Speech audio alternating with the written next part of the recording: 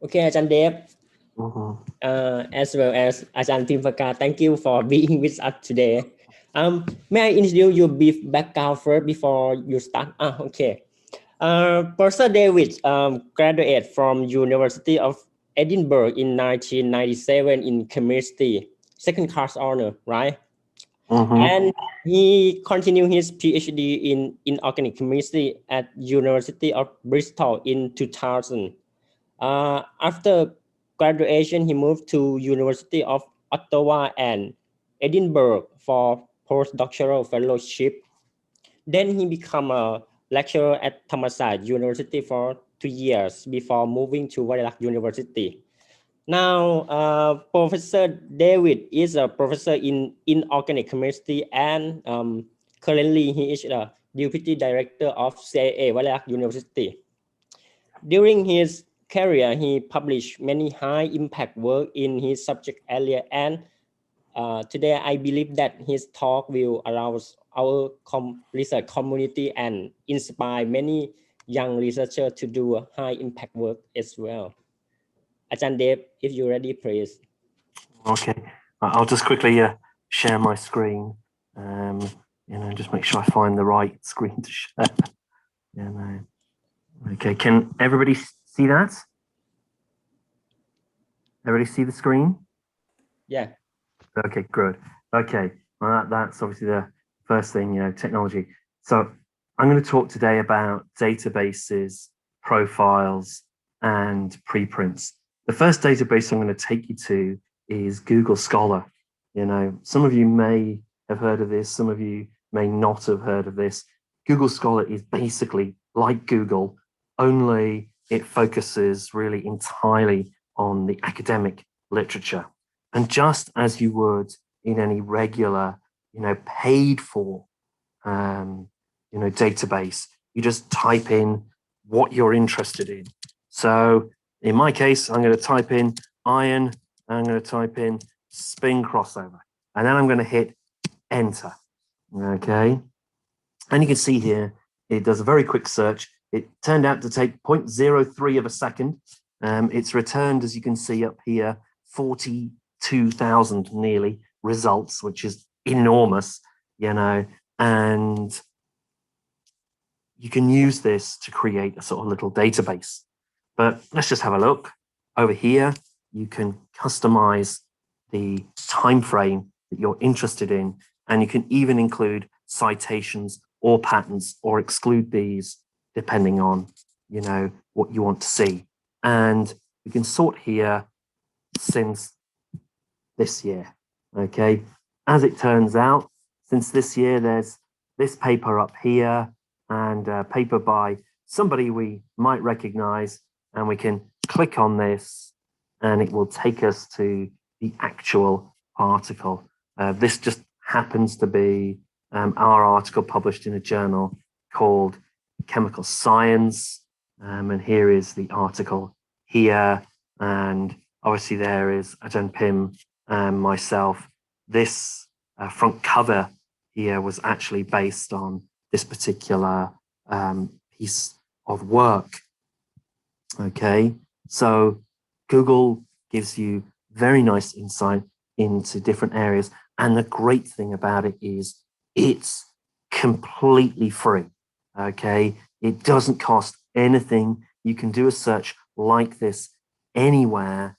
And one of the really nice things about Google Scholar is that it also provides you with a little library over here. Okay, and you can click over here and save into your Google library any, pieces of research that you think, are particularly interesting or relevant for you. Okay, so it's got a lot of functionality. It even tells you how many times it's been cited. Incredibly, this paper here was only released about 6 weeks ago, and it's already been cited once. But again, it is a high, impact journal, so that's perhaps to be expected. Okay, you'll see also over here, there's this button, My Profile. So let's click on that and see what that shows. Okay. So the My Profile section basically is a function within Google Scholar where you can create your own profile with your name. All you have to do is give Google a proper email address. Please make sure that you use the Walalek address, because if you use things like Gmail and so on, then it might not recognize that you are actually associated with Walalek University, which you can see is down here. The profile also indicates here your citations, okay? And you can see here the total number of citations, the number of citations in about the last 5 years, and it also gives you your H index and something called your I-10 index. The I-10 index is how many papers you have published where there are at least 10 citations to that paper, as well as organizing it, as you can see here, by citation numbers. You can click here and you can organize it by the year as well. Okay, Google Scholar will find all the papers for you that belong to your name, and it will actually input those entirely automatically. You can add it manually if you wish to, but for the large part, you know, Google will do the work for you. There's no need for you really to do anything. The great thing about Google Scholar is it has this thing here, and we click on this, Walalek University, and you can see it's now showing all the people who are at the university, their name, and it's organized in this case by the number of citations. Okay, remember when looking at things like this that different fields have different numbers of citations, and so the fact that you may not have as many citations as somebody else is entirely normal. You know, don't get too, you know, sort of wrapped up in this. Okay, talking about profiles, okay, and you know, this kind, you know, of stuff brings me to the other types of profiles that you can have, as well as the Google Scholar profile that we can see here. Another really great profile area is called ResearchGate, okay? And ResearchGate has, it's basically a platform that allows you to share your research with the community. So you can see here, there's an introduction, a little bit about who I am, the skills and experience that I have, various disciplines where we do work. It collates things like my citations. You can see that compared to Google Scholar, ResearchGate is far behind. I have many more than 940 citations. Okay, but the great thing is that this is an excellent way for you to share your research. In this particular case, this article is fully open access, and it means that people can actually click on the research article and download it from ResearchGate without having to go to the journal page if they don't want to at all. Equally, you can store full texts. You can see here, this is a private full text. So somebody can say, I'm really interested in that research. Can you share it with me? They send me a message on ResearchGate and I can respond to that. So as well as tracking my performance, it allows me to share my research. The research is found under here in the research button, and you can see that the research is also organized by the type of, you know, work that you're doing. So an article, a chapter, conference papers if you want, data sets, and preprints. We'll come back to this a little bit later on. And there's also stats you can look at, find out, you know, how much interest your research is accruing the different numbers of reads that you've had, the different number of citations, the recommendations. So a whole bunch of different things are tracked in ResearchGate that something like Research Scholar frankly isn't interested in and just doesn't bother to do. I think though, probably the very best profile, and everybody in Wallach University should go out and get one of these. And this is called ORCID. ORCID is now used by basically the best journals. You literally cannot submit to the journal if you don't have an ORCID, okay? And it's kind of like a living CV, okay? So it contains here my employment history. It contains my education and qualifications, invited positions and distinctions. So any awards that you've won can be found here. Okay, you can see here that my fellowship of the Higher Education Academy is placed in this particular box.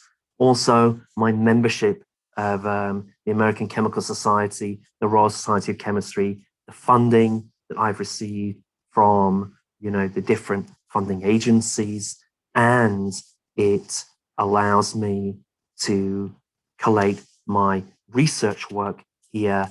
And as you can see, if we go a little bit further down, my peer review activity. All of this is taken care of by something called Publons, and Publons dumps the data into ORCID. Now, when Wallach University gets its research repository, this is going to be a great thing, because basically ORCID will dump all of the data into the research repository automatically without you needing to do anything at all. Even your research papers are in fact collected by ORCID automatically. You could see here, the source here is called Crossref. This is basically a referencing bot that runs across the internet, picking up new papers as they are published.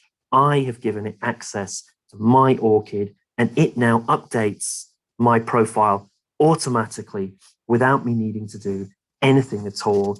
The DOI here, I can click on that, or indeed somebody else can click on that, because the other thing is ORCID, if I click here, view the public version, is in fact an open platform. So this is what somebody would see if they just went and looked for me in ORCID.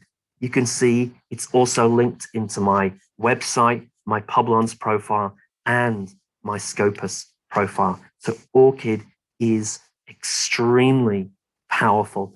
Everybody in the university should go out and get one, and take the time to, create it properly to make sure it's as complete as you can make it. So looking at this, there's one, of course, database and whatnot and profile agency that I've left out. And that is the one that is used by pretty much all of the major rankings. And this is Scopus. Okay, so I've talked a little bit about profiles, personal profiles, but universities have profiles as well. So I'm just going to search here, Wallach University, okay? And I'm just going to press on the search button there, and here we go. It says that there is one organization in the world with that name. We click on the university here, and we can indeed see the output of the university over the entire history. We've had 1,903, papers published by the university since 1997. Okay, so this is a very nice number.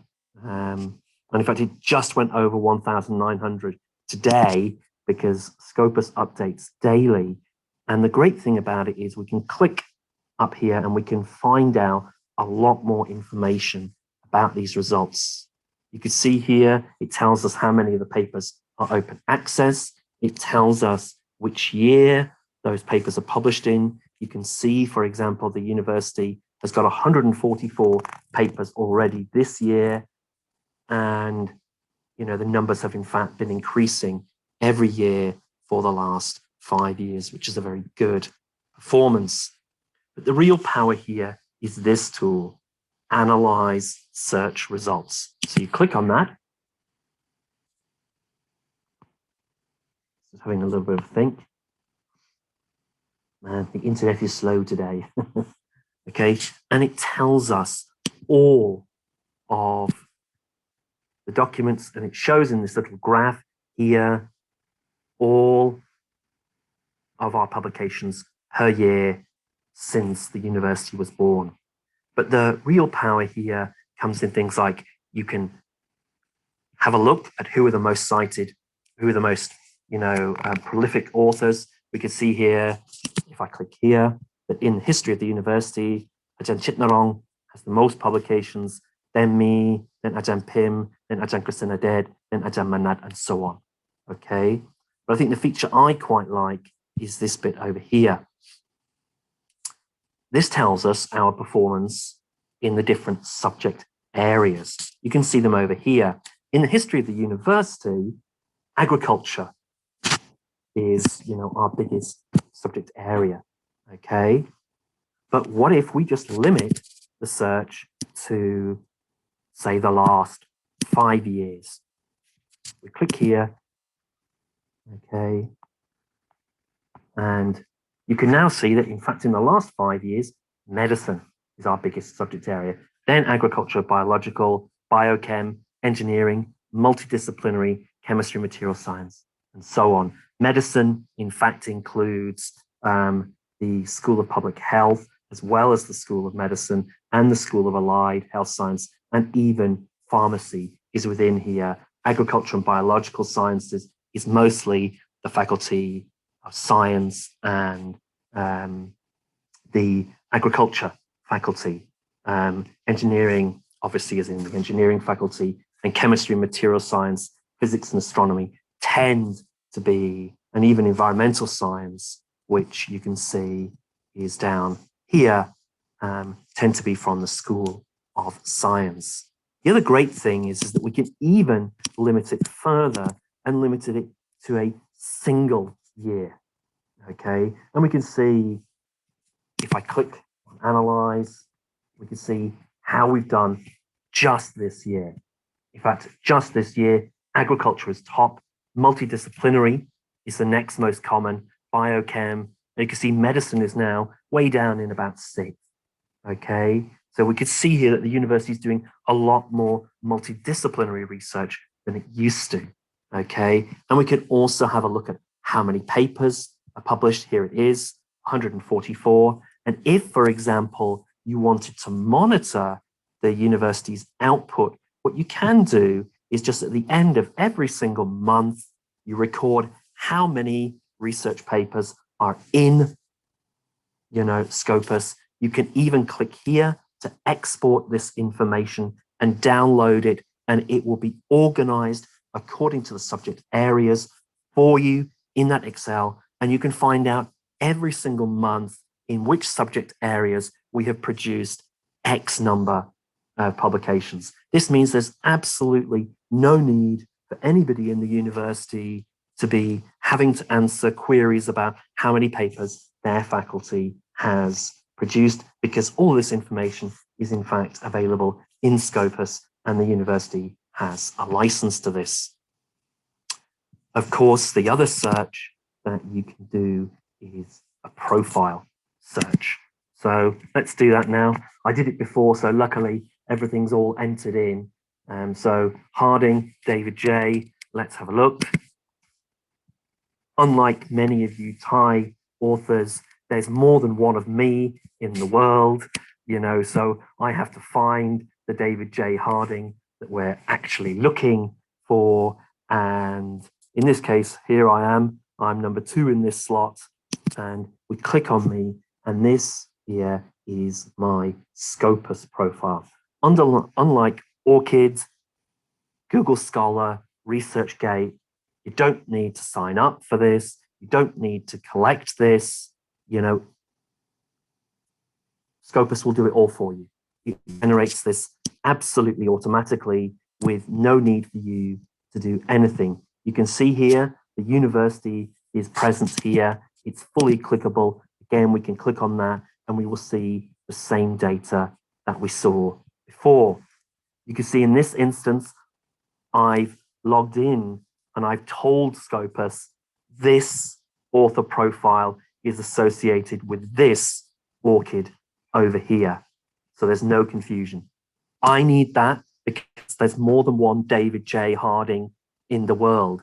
For you Thai authors, you're super lucky, you know, you're pretty much the only Utain, you know, in the world, you know, and that makes life a lot easier for you. You can see that once again, it tells me my citations and it tells me my H index and it organizes my stuff either by the number of citations, or I can click over here and put my newest papers and so on. Okay, so it's got lots and lots of really nice, rich features that allow you to explore, you know, yourself. You can see here, I can click here to remove the citations and I can now see only my documents. You can see that last year was a really good year for me. I had 9 publications. That's the highest I've achieved. You can see here that 2010 was a bad year. 2028 was even worse. You know, this was the year after Ben was born. And I was obviously spending a lot of time at home with my family, and that absolutely impacted, you know, my research. Not that, you know, that's a bad thing. I really enjoy being a dad. Okay, so there's full of lots of different information here. You can see this button down here again, preprints. Okay, so what's that all about? Okay, well, let's click on it. So it says new in Scopus, preprints. We have added preprints to author profiles. You can see here that there are a number of different servers.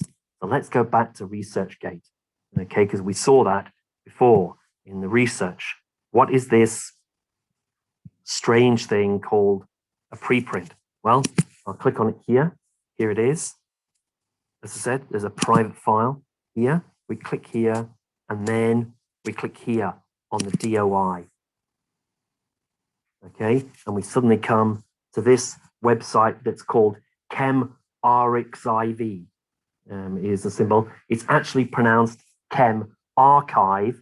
You know, why they use these letters is historic, really, and is not terribly important. And you can see here that the research paper and the supporting information for this particular paper are posted on this website. So what is this website? This website is what's called a preprint server, okay? And effectively, a preprint is an article that you have written. It's basically ready to submit to the journal. But the problem with when you submit to a journal is it could take 3, 4, 5, 6, 7, 8 months to actually go through peer review. During that time, while it's being reviewed, basically nothing's happened to the paper, okay? It's effectively the same thing that we have here, but having it as a preprint means that you're able to get your research out to your audience before it's published, okay? This particular one you can see, it's been on the server now for about 12 days. And in that time, it's had nearly 500 views. The paper itself has been downloaded 107 times, you know, in this period. And you can see over here, this button, Cite. The really, really key thing about a preprint is it can be cited. So while it's in review, this has now been submitted to a journal. While it's in review, somebody can read it, think that's a really great piece of work. I'm going to cite that work. And they can cite it. Once your paper is published, any citations that you have to the preprint will be transferred to your paper. And if in your field it takes 6 months for a paper to be reviewed, getting it out there to your research community 6 months ahead of time is a great way to pick up citations while the paper is actually being reviewed. Now, there are certain rules about preprint servers. The paper really has to be ready to submit, okay? And there are editors that check to make sure that what you're uploading is really a preprint and not a draft research article. If it's a draft research article, it will be rejected by the server, okay? There is another great reason why preprints are a good idea. If we go back to my Google Scholar, again, one of the things that Google Scholar does that Scopus until very recently did not do is that it actually includes my preprint. So if I click here on the year, and then I go down to this paper here and click on the number 4 and find out which articles have cited this piece of work. You can see it here. This is the preprint.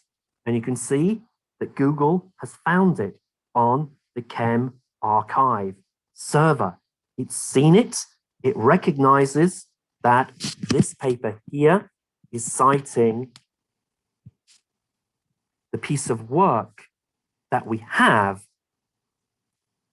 okay, already published in a journal called Dalton Transactions, and it's picking up those citations. And this is another way in which Google Scholar tends to be better than Scopus.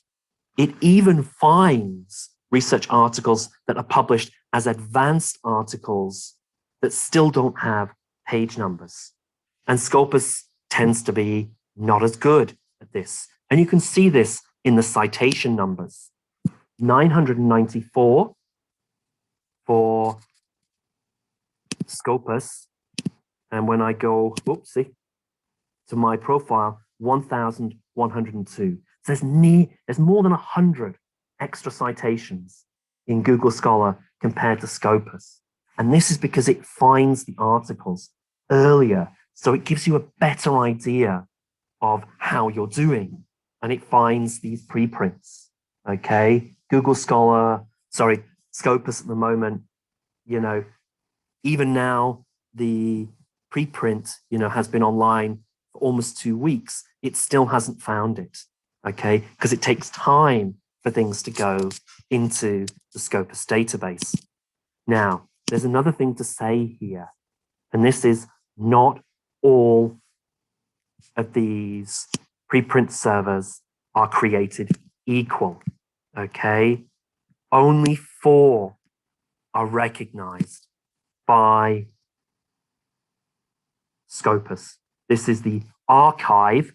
This is the very first preprint server that was put together. This is run by Cornell University, and it's not for profit, and it's basically for physics. The bio archive, what looks like BioRixViv, you know, this, okay, is the preprint server for the biological sciences. So the agri school, the biology department in the School of Science, and even perhaps the pharmacy might find this a server they can use. ChemRix is for chemistry and its associated sciences, but it could be a medicinal chemistry paper. It could be a pharmaceutical chemistry paper. It could be, you know, fields that are related to chemistry. You pick the server that works for you, and the Med Archive obviously is for the medical sciences I would recommend against submitting to any other server that isn't these four, okay? Scopus uses them because it, sort of thinks that these guys are well run, well put together, and have a good editorial process. There are some preprint servers out there which are for profit. They're trying to make money. Don't submit to those guys. So if we just have a quick look over here, we can click on Chemrix and see a wider look at what a preprint server looks like. You can see the server is financially supported by the American Chemical Society, the Chinese Chemical Society, the Chemical Society of Japan, the Royal Society of Chemistry, and the German Chemical Society. And you can click here. These are the preprints that have been published, and you can search in different subject areas and so on. You can learn more about the server, what they will accept, what they won't accept, what they feel is not in their discipline, okay? So you can go and have a look at that. One final thing before I finish in terms of, developing your international presence. Obviously, get yourself Google Scholar, get yourself ResearchGate, get yourself an ORCID. The final thing to do is get yourself Twitter. Honestly, this is a fantastic resource. You can actually see here, this is a colleague. He's a professor at at the University of New South Wales in Australia. I can see I've got a message here, from probably a research colleague, who follows me. I got lots of notifications. If I click on my profile here, you can see I got 1,251 followers. I tweeted today about the success of the university in the world rankings. And again, last night, here it was when it just came out. Twitter's a very powerful way of getting, of putting yourself out there, of showing the world you exist. Here is the little advert for today's actual seminar here. And I posted my preprint on Chemrix, and then I shared it to Twitter. And this is really how I've got people to go, to the Chemrix website and look at my research article. Twitter is an extremely powerful way of getting yourself noticed in the world. So I would encourage everybody in the university to get a Twitter account. The university has its own Twitter account here, so please follow that. And, when you tweet something, if you put in @walalak_you, we will retweet that for you to try and get your message out there, okay? Anyway, enough of me talking, I think it's now time for, us all to, to have a little bit of a discussion. So if you have any questions, I'd be very pleased to hear, anything you've got to say. And if I haven't made anything clear, please just stick up your hand and say, I didn't understand that bit. Can you talk about that bit again? Okay. So the floor is open.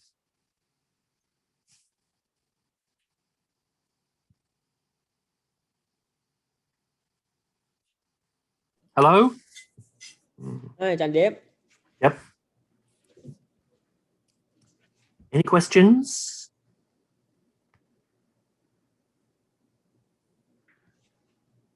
Wow, that must mean I've been incredibly clear then. I'm going to tell myself that, Okay. Actually, our staff record your talk and will upload your talk to RIIE web for the staff who missed today. No problem. One thing I should say though, is that running all of these different profiles, the ResearchGates, and Twitter in particular, it does require, a bit of time. There are other profiles I haven't spoken about. One perhaps that I should mention is this guy here. This is called Publons. This is connected to the web of science. So the people who Clarivate Analytics, who create the web of science, the ISI database is created by these. This here is like my Scopus profile, but it's really my ISI web of science profile. Okay, again, it has my publications, but Publons really, its initial job was actually as a place where you could collate your peer review. And you can see here that this details all of the reviews that I've done. So I've done 79 reviews for Dalton Transactions, 60 for Chem Communications, 21 for Inorganic Chemistry. There are other journals down here. There's some of them amongst the best journals. This one here, Coordination Chem Review, it has an impact factor of about 15. Agavante Chemie is about 13. These are very high profile, papers. Chemical Science is around about 10. These are amongst the best journals, in the chemistry field. You can see that I've got this little badge that says I'm a top peer reviewer, and actually editors now use Publons to find reliable,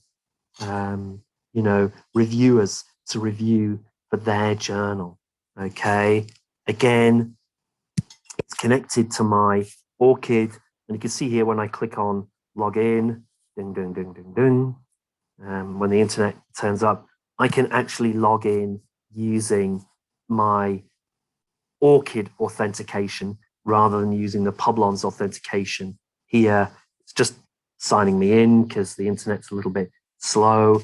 And you can now see I have this button here, metrics.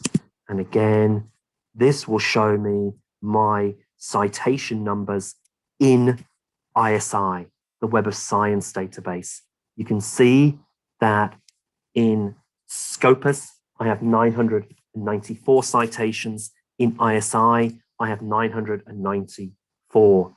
Ideally, this is an important point, if you're publishing in good journals, your Scopus and your Web of Science numbers should be similar. If they're really different, it means you're publishing only in Scopus listed journals. And that probably means that, the quality of your work is not what it could be, okay? And you're missing out, on citations. You can see over the history for me, I've had 303 reviews that I've done. It captures my reviews here. I'm now at a stage where I do about one review a week. So far this year, I have nearly 50 citations on the Web of Science database. I'll probably reach about 200. And again, this shows which months I've been busiest, doing review and stuff like that, and the average length of my review and other bits and pieces. Okay, so Publons is another nice, system for those who are involved in reviewing, for journals. Okay, again, but I would absolutely say, the three most important really are Google Scholar, ResearchGate, and ORCID. Everybody should have these three. Publons is a nice add-on, okay? But everybody should have ORCID for sure, without fail. You're going to need it. If you submit the European money, it's now essential. You can't get European money without having an ORCID, okay? They want to see who you are. They want to be able to see effectively, because ORCID is an online CV, they want to see your CV. Who are you? What have you done? Okay?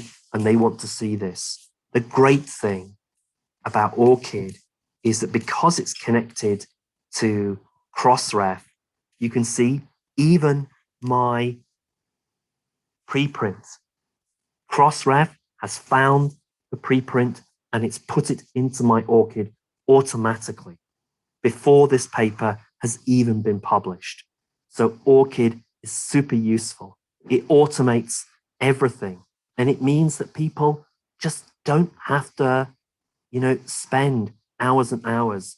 ORCID estimates that before things like ORCID, every university spent a week of each lecturer's time per year just dumping data into various databases, whether it's a university database, a database for a funding agency, or whatever.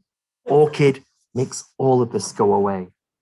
My only hope is that it soon becomes something that the Thai government will use to remove, the stress of submitting to the NRIIS system that we have. But anyway, that's really all I have to say.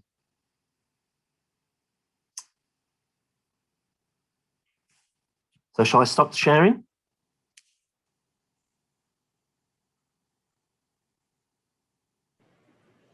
Ajahn Dev, I have few questions. My college, for example, his name is Kan, K-A-N, but he changed his name to G-A-N. How is it affect to the H-index or Scopus profile? Yeah. From K to G. Utain is the absolute, epitome of why you should have an ORCID. If you have an ORCID, I can change my name to Dorothea Fernandez, tomorrow, just because I feel like changing my name, okay?